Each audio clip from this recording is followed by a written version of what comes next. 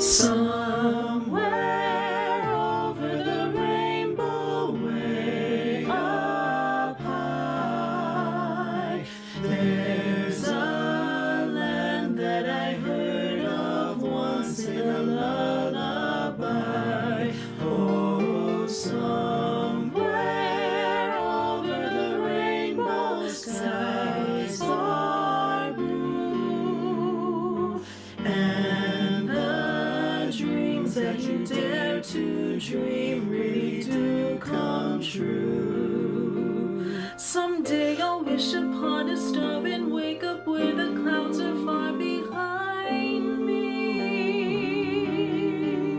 where troubles melt like lemon drops away above the chimney tops. That's where you'll find me. Somewhere over the rainbow, bluebirds fly. Birds fly over the rainbow. Why, then, why can't I? If happy lie beyond the rainbow, why, oh, why can't I?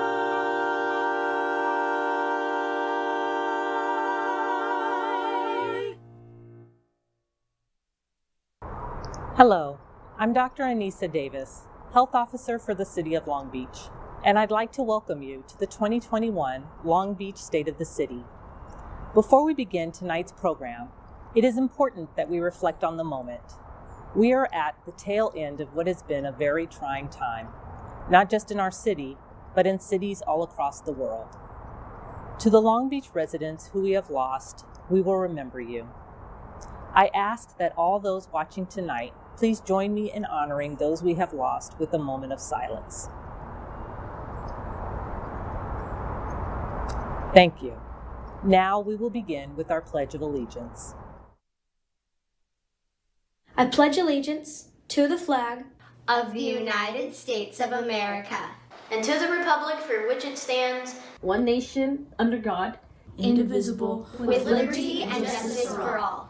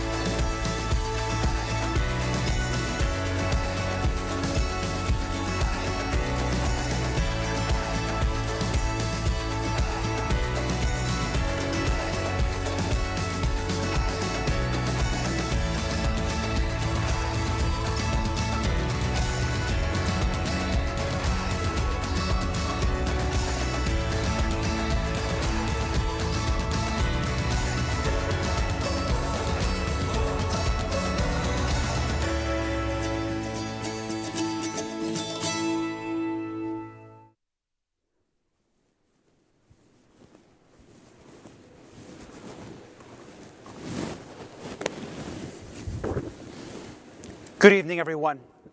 And I want you all, of course, tonight to think about this immense moment. And I want to thank you for joining us. I also have a huge thank you to Dr. Davis, those amazing kids, and the talented crew at Musical Theater West. That was very inspiring. Now, I'm standing here at the Terrace Theater, where I've delivered the last 6 State of the City addresses. But tonight, with the exception of a very small crew, I'm here alone. Now, this is a pivotal moment for our city and for our country. One of those rare times in history that can define us as a people. Now, normally, every year during the State of the City, we go through data, accomplishments, and initiatives from our city and community. But this is not a normal year, and tonight's speech will be different. Now, few moments in our history have required so much of us. We are dealing with the single largest threat to life we have ever faced as a city. We have lost over 484 of our neighbors, family, and friends. That's 4 times the amount of people that we lost in the 1933 earthquake. Sadly, we will see many more loss of life in the weeks and months ahead. Now, this is the challenge of our generation. And this last year, we experienced a powerful reckoning around racial injustice and demands to break down racism in all of our institutions. These challenges have required us to lead with compassion and a sense of justice. Now, I'm proud that our city has worked hard to do the right thing, prioritizing public health, following the science, and supporting our most vulnerable residents. We are meeting this moment with one of the nation's most rigorous public health responses. And as a vaccine helps us get this crisis under control, we look forward to the hard work of economic recovery, helping our small businesses get back on their feet and getting people back to work. Now, our response to this crisis and our heroic workers who continue on despite this challenge have made it crystal clear that the state of our city is strong. Long Beach will rebuild and grow and remain the best city in the world. But it will never be the same. Few have been untouched by the COVID-19 pandemic. We've nearly all known someone who has been ill or has died. For me personally and professionally, this has been the most difficult year of my life. When I lost my mother, I lost my best friend and my biggest supporter. She was a healthcare hero and understood the danger and seriousness of this virus. Losing my stepdad just 2 weeks later was beyond devastating for me and for my brother. I'll be forever grateful for the support I received from all of you during those days. And I know that thousands of Long Beach residents are also grieving this year. The loss of parents and grandparents, children and friends has impacted every neighborhood of our city. All of you are in my prayers and are the reason we work so hard to keep this city safe. And here's the thing about loss. It's painful, but it can make you stronger. I have never felt more determined or more confident in leading this city through this crisis. And doing the right thing has never been easier. It is out of respect for life and caring for the people in our community that we made tough but necessary decisions. We have seen enormous heroism in our teachers, our grocery workers, bus drivers, police officers, doctors and nurses, and so many others. Our firefighters and lifeguards have been on the front lines of our testing centers and our paramedic response. Our nonprofits have worked together to help people. And the Community Foundation of Long Beach raised more than $1.3 million for our COVID relief fund. As a city, we followed the science and listened to the experts. Now take a look at this impressive response. As of today, we have performed over 550,000 COVID-19 tests in our city. We average 4,000 tests a day at multiple sites across the city, and we test twice the state requirement. In fact, the testing system we have is really a national model. And we are one of the few jurisdictions that provides a dual COVID-19 and flu test to every single person. And we launch a special mobile testing unit that goes into vulnerable neighborhoods and works with immigrants and our undocumented community. We even have testing sites at both the Long Beach Airport and the Port of Long Beach. And now, we have begun the incredible challenge of vaccinating our city. We have already vaccinated over 13,000 people, including healthcare workers, hospital staff, clinics, pharmacists, dentists, paramedics, and firefighters, and the residents and staff at our nursing homes and long-term care facilities. And next week, we begin the process of vaccinating additional essential workers, including teachers, police officers, grocery workers, and residents 75 and over. Our first clinic for residents 75 and over starts this Saturday. And we have provided clinics, hospitals, and medical providers with vaccine to begin vaccinating this group of seniors immediately. If you are a senior 75 and over, or you have a parent or grandparent in this group, you should first contact your doctor or medical provider to see if they can get you vaccinated. And beginning January 23rd, people 65 and above will also be able to get vaccinated at these same clinics. So if you are a senior and in this group, and your doctor doesn't have access to the vaccine, we will schedule you for a vaccination in the weeks ahead. You can sign up for a clinic by emailing COVID-19 vaccine@longbeach.gov. And beginning next Tuesday, we start vaccinating our Long Beach police officers and our grocery workers. I am proud to announce tonight that we are converting the Long Beach Convention Center into a vaccine distribution site.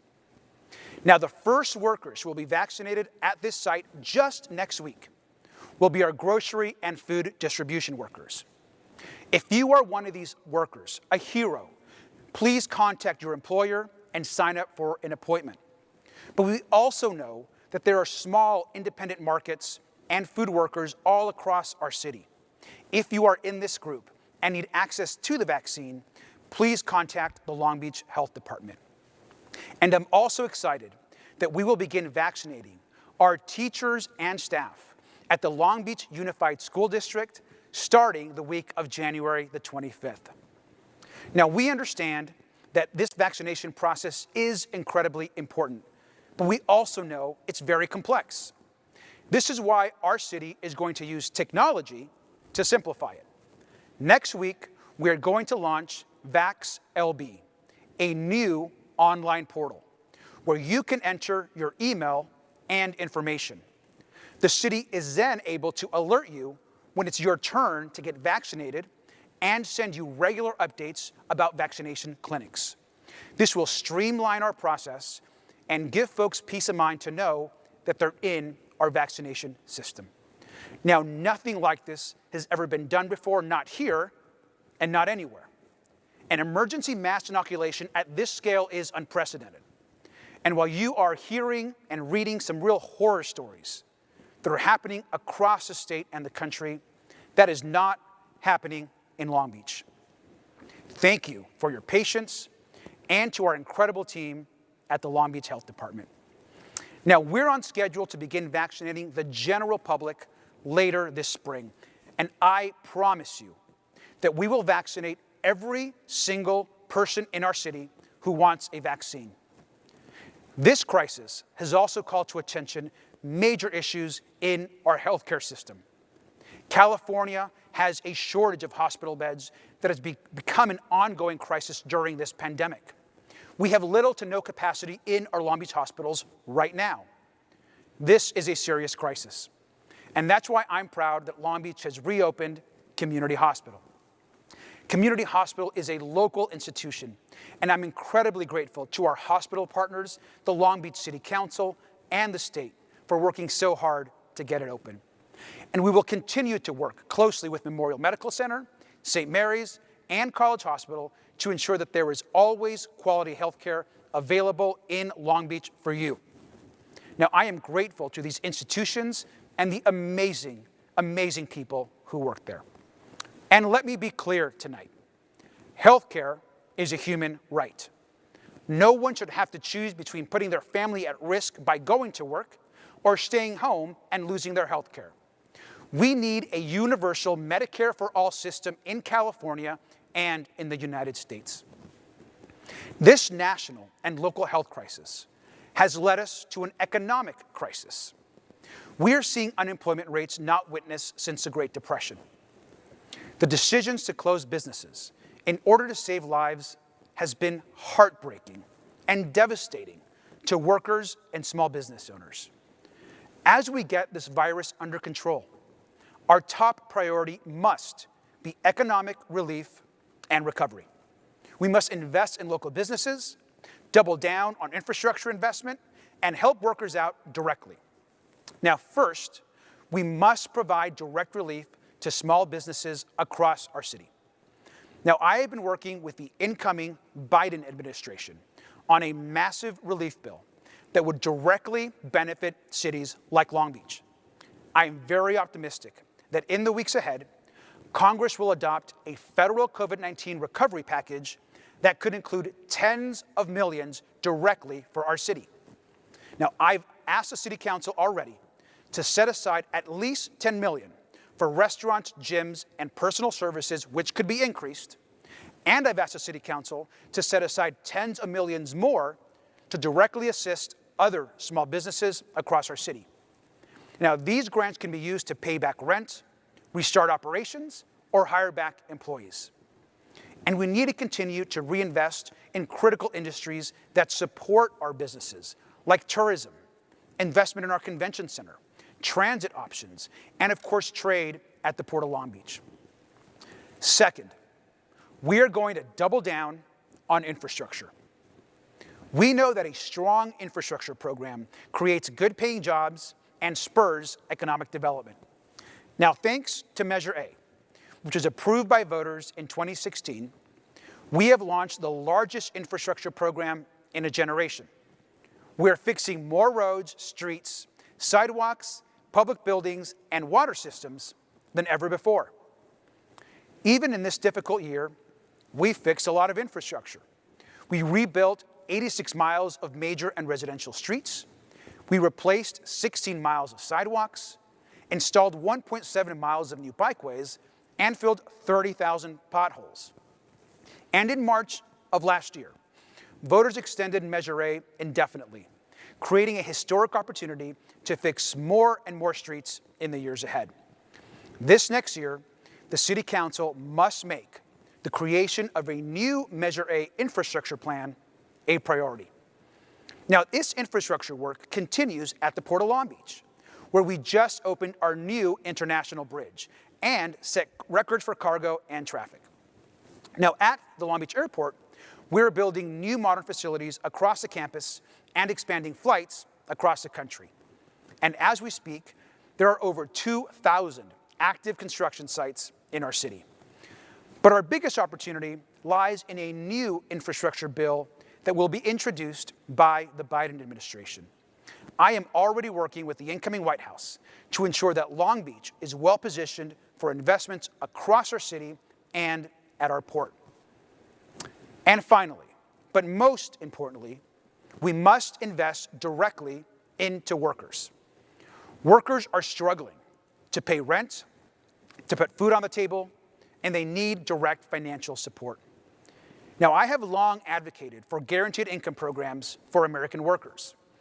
And we've already launched 2 pilots in our city to assist workers. One for tenants to bridge the rent, and another for artists struggling during this pandemic. We look forward to additional direct relief and income programs in this upcoming year.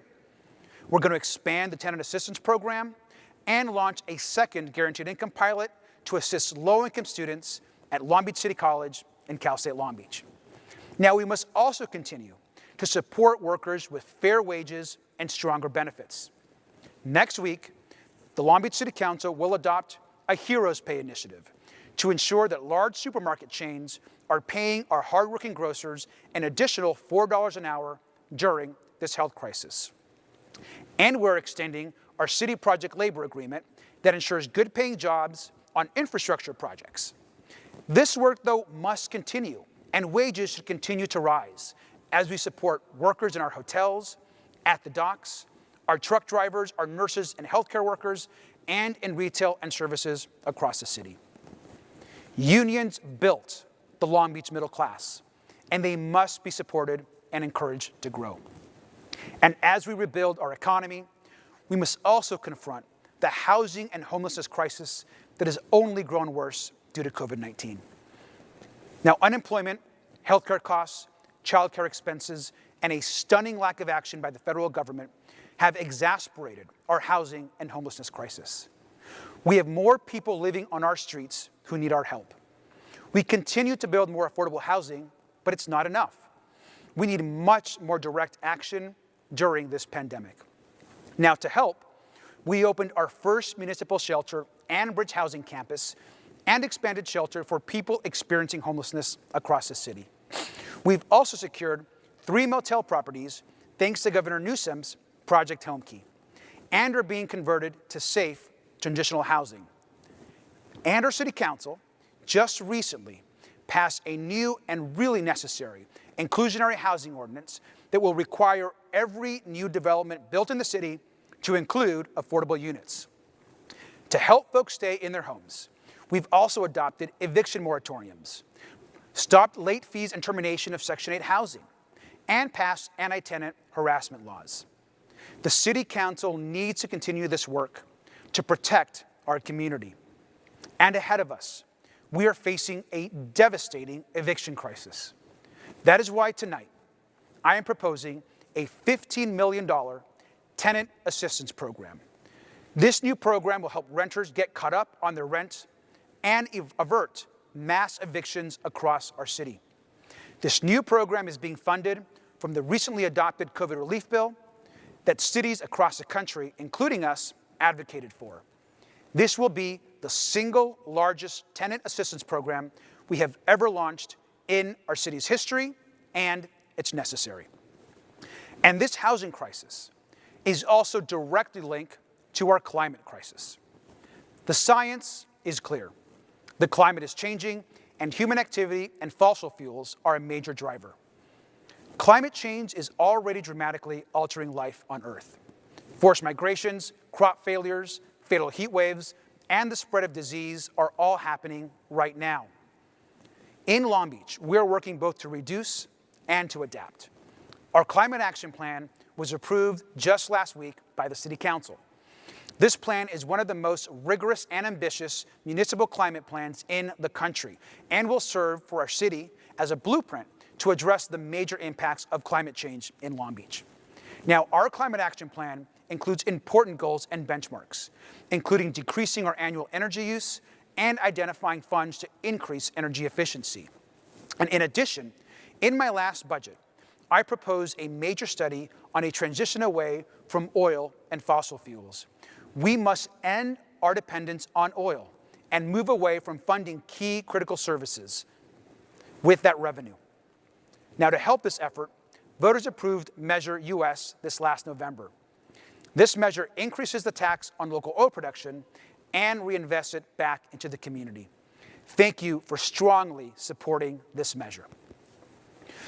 Now, in the summer of 2020, we also saw one of the largest political movements in our history. In response to the brutal killing of George Floyd and other Black Americans by police, millions of people stood up and said enough. Black lives matter. They matter to the city, and they matter to me. First, we must acknowledge that structural racism exists in all of our institutions, in policing, in education, in the workplace, and in healthcare. Now, words alone won't address racial injustice, but there's no question that the arc of justice in this country and city is bending towards equity. Now, over the last few years, in large part due to community organizing, our city has made progress, but we know there's much more work ahead. After hearing from thousands at community meetings and on the streets, Long Beach released our Racial Equity and Reconciliation Initiative. In this document, our team outlines over 100 initiatives and goals to take on structural racism and promote equity. We must also continue to push forward on important reforms within our police department. Due to hard work that's already on its way, we have seen declines in officer-involved shootings, citizen complaints, and use of force incidents. But we need to continue this citywide work and bring folks from all of our departments to work together on homelessness, mental illness, and trauma, so we can better serve residents experiencing these challenges. And we need to recognize that much of this work needs to be reimagined and reformed. Next week, I will also formally ask the City Council Public Safety Committee to begin the work of reforming the Citizens Police Complaint Commission. This commission, established in 1990, needs to go forward to voters in 2022 for major and significant changes. We have to recognize the harms of systemic injustice and make it the work of our generation to right these wrongs. Now, moving into 2021, you can count on Long Beach to invest and support our Black, Indigenous, and communities of color. This is critical work. And as I close, I also want to share with you my anger and disgust at the attack on our Capitol last week. That was an attempted coup on our democracy and a direct attack on our country and our values. Now, as an immigrant who fought to gain citizenship, I was horrified at what we witnessed as a nation. We are an imperfect country, but we must strive towards truth and justice. We must call out wrongs when we see them. I am hopeful that a new America, together, healthy, and focused on equity, can become a reality in the years ahead. And we know it's been a rough year, and this health crisis isn't over. But in the coming months, let's remember to be kind to each other, to keep each other safe, and to know that in our hearts, that our best days as a country are ahead of us. I love this city, and I love this country. I promise you that I will work every single day to build a more just community for all of us. Together, let's make our city even better. I want to thank you for joining us tonight, and go Long Beach. Thank you.